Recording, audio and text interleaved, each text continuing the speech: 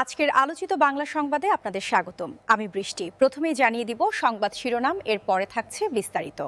আবারও মুখোমুখি অবস্থানে যুক্তরাষ্ট্র ও ইরান। পাল্টাপাল্টি হামলার হুমকি, প্রকাশ্যে আন্দোলনকারীদের আল্লাহর শত্রু আখ্যা দিলেন আয়েতুল্লাহ আল খামেনি। এতক্ষণ শুনছিলেন সংবাদ শিরোনাম, এখন থাকছে বিস্তারিত। ইরানে চলমান গণবিক্ষোভ ঘিরে দেশটির সরকারের সঙ্গে আবারও মুখোমুখি অবস্থানে চলে গেছে যুক্তরাষ্ট্র। বিক্ষোভ দমনে ইরান সহিংস পদ্ধতি ব্যবহার করলে সামরিক হামলার মাধ্যমে সেটির জবাব দেওয়া হবে বলে একাধিকবার হুঁশিয়ার করেছেন মার্কিন প্রেসিডেন্ট ট্রাম্প। এরই মধ্যে অর্ধশতাধিক বিক্ষোভকারী নিহত হয়েছে, গ্রেফতার করা হয়েছে 2500 জনেরও বেশি মানুষকে। এমন পরিস্থিতিতে ইরানে মার্কিন হস্তক্ষেপের সম্ভাবনা নিয়ে আলোচনা করেছে যুক্তরাষ্ট্র ও ইসরায়েল। গত শনিবার ইসরায়েলের প্রধানমন্ত্রী বেনিয়ামিন নেতানিয়াহু এবং মার্কিন পররাষ্ট্রমন্ত্রী মার্কো রুবিওর মধ্যে ফোনে বিষয়টি নিয়ে কথা হয়েছে বলে এক খবরে জানিয়েছে বার্তা সংস্থা রয়টার্স। ইরানে যুক্তরাষ্ট্রের সম্ভাব্য যে কোনো হস্তক্ষেপের বিষয়ে ইসরায়েল সর্বোচ্চ সতর্ক অবস্থায় রয়েছে বলেও রয়টার্সের খবরে উল্লেখ করা হয়েছে। অন্যদিকে যুক্তরাষ্ট্রের হুমকির কড়া সমালোচনা করেছে ইরান। যে কোনো মার্কিন হামলার জবাবে মধ্যপ্রাচ্যে থাকা মার্কিন সামরিক ঘাঁটি এবং ইসরায়েলকে বৈধ লক্ষ্যবস্তু হিসেবে বিবেচনা করা হবে বলে রোববার ইরানের পার্লামেন্টকে জানিয়েছেন স্পিকার মোহাম্মদ বাকের কালিভাফ। ইরানের সর্বোচ্চ নেতা আয়াতুল্লাহ আলী খামেনি শুক্রবার এক ভাষণে বলেছেন, কয়েক লাখ শহীদের রক্তের বিনিময়ে ইসলামী প্রজাতন্ত্র ক্ষমতায় এসেছে এবং বিক্ষোভের মুখে তারা পিছু হটবেন না। যুক্তরাষ্ট্রের মদদে ইরানে বিক্ষোভ ছড়ানো হচ্ছে বলে অভিযোগ করেছেন তিনি। বিক্ষোভকারীরা মার্কিন প্রেসিডেন্টকে খুশি করার চেষ্টা করছে বলে মন্তব্য করেছেন আলী খামেনি। ইরানে চলমান সরকারবিরোধী বিক্ষোভ ঘিরে দেশটিতে সম্ভাব্য মার্কিন হস্তক্ষেপ নিয়ে সর্বোচ্চ সতর্কতায় রয়েছে ইসরায়েল। ইসরায়েলের নিরাপত্তা বিষয়ক বৈঠকে উপস্থিত ছিলেন ইসরায়েলের এমন অন্তত 3টি সূত্র বিষয়টি নিশ্চিত করেছে বলে জানিয়েছে রয়টার্স। তবে সর্বোচ্চ সতর্কতা বলতে ঠিক কী বোঝানো হয়েছে সে বিষয়ে সূত্রগুলো বিস্তারিত কিছু জানায়নি। এর আগে গত জুনে এ ধরনের সতর্ক অবস্থান জানানোর পর যুদ্ধে জড়িয়ে পড়েছিল ইসরায়েল ও ইরান। 12 দিনব্যাপী ওই যুদ্ধ চলে, যাতে উভয় পক্ষ হতাহত ও ক্ষতিগ্রস্তের শিকার হয়। ইসরায়েলের সঙ্গে ওই হামলা যুক্তরাষ্ট্রও অংশ নেয় এবং দেশটির পরমাণু কেন্দ্রে বিমান হামলা চালায়। এ ঘটনার 6 মাসের মাথায় ইরানের শতাধিক শহরে গণবিক্ষোভ হতে দেখা যাচ্ছে। ধারণা করা হচ্ছে সরকারি বাহিনীর হামলায় ইতোমধ্যে শত শত বিক্ষোভকারী আহত ও নিহত হয়েছেন। এমন পরিস্থিতিতে গত কয়েকদিন ধরে লাগাতার হামলার হুমকি দেওয়ার পর শনিবার প্রেসিডেন্ট ট্রাম্প বলেছেন, ইরানের বিক্ষোভকারীদের সহায়তার জন্য প্রস্তুত রয়েছে যুক্তরাষ্ট্র। ইরান এখন স্বাধীনতা চায়, বহত অন্য যে কোনো সময়ের চেয়ে বেশি। যুক্তরাষ্ট্র তাদের সহায়তা করতে পুরোপুরি প্রস্তুত, সামাজিক যোগাযোগ মাধ্যমে লিখেছেন মিস্টার ট্রাম্প। যুক্তরাষ্ট্রের সঙ্গে আলোচনা হলেও ইরানের সরাসরি হস্তক্ষেপের কোনো ইঙ্গিত এখন পর্যন্ত দিতে দেখা যায়নি ইসরায়েলকে। যদিও ইরানের পারমাণবিক ও ব্যালিস্টিক মিসাইল কর্মসূচি নিয়ে উদ্বেগের কারণে দুই চিরবৈরী দেশের মধ্যে উত্তেজনা বিরাজ করছে। গত শুক্রবার প্রকাশিত দ্য ইকোনমিস্টে দেওয়া এক সাক্ষাৎকারে মিস্টার নেতানিয়াহু সতর্ক করে বলেছেন, ইরান ইসরায়েলের ওপর হামলা চালালে সেটার পরিণতি হবে ভয়াবহ। ইরানে যে গণবিক্ষোভ চলছে সেটির দিকে নজর রাখছেন বলেও জানান ইসরায়েলি প্রধানমন্ত্রী। বিক্ষোভে অংশ নিলে সৃষ্টিকর্তার শত্রু। ইরানে শতাধিক শহরে যে বিক্ষোভ চলছে তাতে যারা অংশ নিবেন তাদেরকে সৃষ্টিকর্তার শত্রু হিসেবে বিবেচনা করা হবে বলে ঘোষণা করেছেন দেশটির অ্যাটর্নি জেনারেল মোহাম্মদ মৌবাহেদি আজাদ। এ ধরনের অপরাধের শাস্তি মৃত্যুদণ্ড বলে শনিবার জানিয়েছেন তিনি।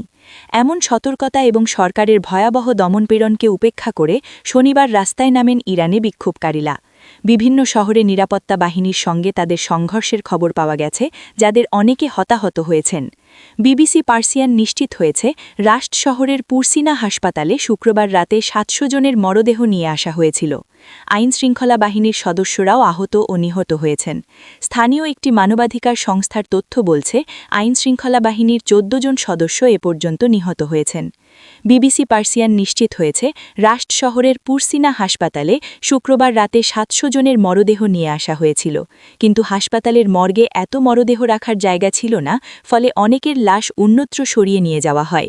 হাসপাতালের চিকিৎসকেরা বিবিসির কাছে ভয়াবহ অভিজ্ঞতার বর্ণনা তুলে ধরেছেন। সংঘর্ষের ঘটনার পর হাসপাতালটিতে রোগীর চাপ এতটাই বেড়ে গিয়েছিল যে আহতদের কার্ডিওপালমোনারি রিসাসিটেশন করার পর্যন্ত সময় ছিল না বলে জানিয়েছেন সেখানকার চিকিৎসকেরা। প্রায় ৩৮ জন মারা গেছেন, যাদের মধ্যে অনেকেরই মৃত্যু হয়েছে হাসপাতালের জরুরি বিভাগে পৌঁছানোর সঙ্গে সঙ্গে, বিশেষ করে যাদের মাথায় ও হৃদয়ে সরাসরি গুলি লেগেছে, বলেন তেহরানের ওই হাসপাতালটির একজন চিকিৎসক। এছাড়া গুলিতে আহতদের মধ্যে উল্লেখযোগ্য একটি অংশ হাসপাতালে পৌঁছানোর আগেই মারা যাচ্ছেন বলে জানা যাচ্ছে। সংঘর্ষে এত মানুষ নিহত হয়েছেন যে মর্গে মরদেহ রাখার জায়গা নেই, বলছিলেন তেহরানের ওই হাসপাতালের ওই চিকিৎসক। এ অবস্থায় একটির ওপর আরেকটি মরদেহ রাখা হয়। এক পর্যায়ে মর্গে জায়গা না হলে প্রার্থনা কক্ষে নিয়ে গিয়ে মরদেহগুলোকে স্তূপাকারে রাখা হয়, বলেন হাসপাতালের চিকিৎসক। হতাহতদের মধ্যে বেশিরভাগই বয়সে জওয়ান। তাদের বয়স ২০ থেকে ২৫ বছরের মধ্যে। এভাবে অল্প বয়সে প্রাণ হারানোয় তাদের দিকে তাকাতে আমার কষ্ট হচ্ছিল, বলেন হাসপাতালের আরেক কর্মী। মরদেহ হস্তান্তরের জন্য হাসপাতাল কর্তৃপক্ষ নিহতদের স্বজনের কাছে ৭ বিলিয়ন রিয়াল, যা প্রায় ৭,০০০ মার্কিন ডলারের সমান অর্থ চেয়েছে বলে অভিযোগ উঠেছে। বিবিসি সহ বেশিরভাগ আন্তর্জাতিক সংবাদ মাধ্যম ইরানের ভেতর থেকে প্রতিবেদন প্রকাশ করতে পারছে না। বৃহস্পতিবার সন্ধ্যা থেকে দেশটিতে ইন্টারনেট সংযোগ প্রায় পুরোপুরিভাবে বিচ্ছিন্ন রয়েছে, যার ফলে তথ্য পাওয়া ও যাচাই করাও কঠিন হয়ে গেছে।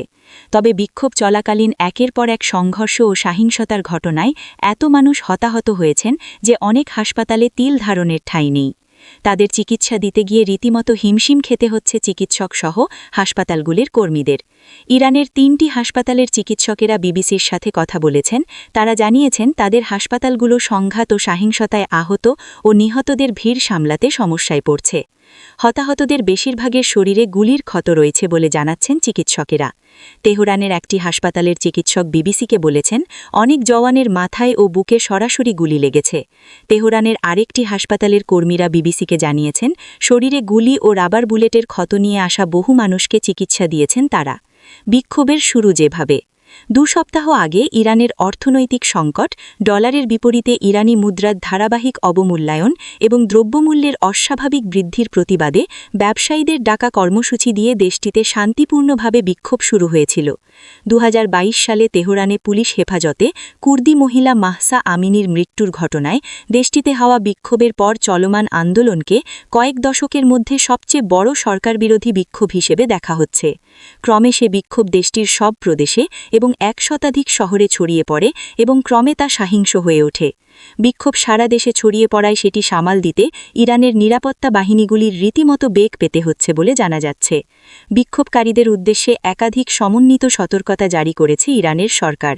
দেশটির জাতীয় নিরাপত্তা পরিষদ জানিয়েছে তারা সশস্ত্র আক্রমণকারীদের বিরুদ্ধে কঠোর আইনি পদক্ষেপ নিতে যাচ্ছেন। এদিকে ১৯৭৯ সালে ইসলামী বিপ্লবী ক্ষমতাচ্যুত ইরানের শেষ শাহের পুত্র রেজা পাহলভি দেশটির চলমান বিক্ষোভকে চমৎকার বলে বর্ণনা করেছেন। তিনি সাধারণ ইরানিদের বিক্ষোভে যোগ দেওয়ার আহ্বান জানিয়েছেন। আমাদের লক্ষ্য এখন আর কেবল রাস্তায় নামা নয়, শহরের কেন্দ্রগুলো দখল করাই এখনকার লক্ষ্য, সামাজিক যোগাযোগ মাধ্যমে প্রকাশিত এক ভিডিও বার্তায় বলেন রেজা পাহলভি।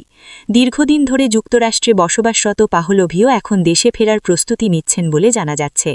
ইরানের বিক্ষোভকারীদের সমর্থন দিয়েছেন ইউরোপীয় ইউনিয়নের প্রধান উর্সুলা ভন ডের লেন। গত শনিবার তিনি সহিংস দমনপীড়নের নিন্দা জানিয়েছেন। জাতিসংঘের মুখপাত্র স্টিফেন ডুজারিক শুক্রবার বলেছেন, ইরানে চলমান বিক্ষোভে প্রাণহানির ঘটনায় তারা খুবই উদ্বিগ্ন। বিশ্বের সব দেশে শান্তিপূর্ণভাবে বিক্ষোভ করার অধিকার জনগণের রয়েছে এবং সরকারের উচিত তাদের সেই অধিকার রক্ষা করা। ফ্রান্সের প্রেসিডেন্ট এমানুয়েল ম্যাক্রো, ব্রিটেনের প্রধানমন্ত্রী স্যার কিয়ার স্টারমার এবং জার্মানির চ্যান্সেলর ফ্রিডরিক মের্জ শুক্রবার একটি যৌথ বিবৃতি প্রকাশ করেছেন। সেখানে তারা ইরানি কর্তৃপক্ষকে মত প্রকাশের স্বাধীনতা এবং শান্তিপূর্ণ সমাবেশের অনুমতি দেওয়ার আহ্বান জানিয়েছেন।